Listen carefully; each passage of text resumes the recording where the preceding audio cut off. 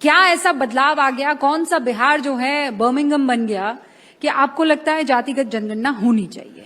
अब मुझे ऐसा क्यों लगता है, ये सवाल अगर आप समझेंगी तो मुझे लगता है आपको समझ में आएगा कि वो बर्मिंघम बनाने के लिए जातिगत जनगणना का मैं जिक्र नहीं कर रहा हूं। मैं जिक्र इसलिए कर रहा हूं ताकि ये जानकारी, ये आंकड़े कम से कम उन सरकारों के पास तो हों जो सरकारें उन जातियों को मुख्य धारा में सोचने की सोच के साथ नीतियां तैयार करती हैं। Until unless you will not know the population कि भाई उस फलाना जाति की आबादी कितनी है, आप उसके लिए जो राशि आवंटित करते हैं उन योजनाओं में, कैसे आप उसका हिसाब लगा पाएंगे? कितनी सरकारें हैं, केंद्र की हो, अलग अलग राज्यों की सरकार हो, भारत में संघीय ढांचा है, राज्य सरकारों की एक अहम भूमिका है इसमें। कितनी राज्य सरकारें हैं जो अलग अलग राज्यों में अनुसूचित जाति के लिए, अनुसूचित जनजाति के लिए, पिछड़ा वर्ग से आने वाले लोगों के लिए, अल्पसंख्यक समाज के अलग अलग धर्मों से आने वाले लोगों की को मुख्य धारा के साथ जोड़ने की सोच के साथ नीतियां बनाते हैं।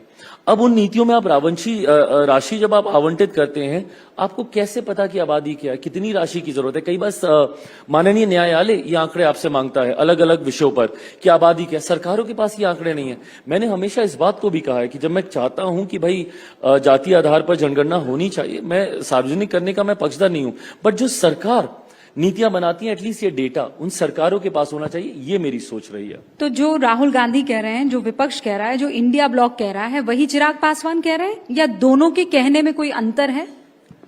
मुझे नहीं पता कि वो लोग किस सोच के साथ ये कह रहे हैं, वो लोग क्यों इस चीज को कहना चाह रहे हैं। मेरी जो सोच है कि भाई जब आप किसी को मुख्य धारा के साथ जोड़ने का आप जिक्र करते हो तो you should have a clear data with you.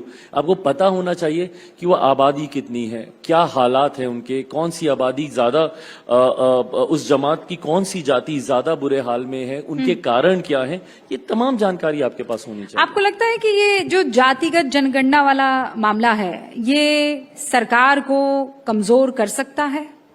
क्योंकि इसी पर मजबूती के साथ विपक्ष उनको घेरने की कोशिश कर रहा है। देखिए, विपक्ष घेरने का प्रयास आज से नहीं पिछले 10 सालों से कर रहा है। इस सरकार को कोई कमजोर करे या मेरे प्रधानमंत्री नरेंद्र मोदी जी को कोई कमजोर कर सके, मुझे नहीं लगता कि फिलहाल ऐसी कोई ताकत खड़ी हुई है या हो पाएगी।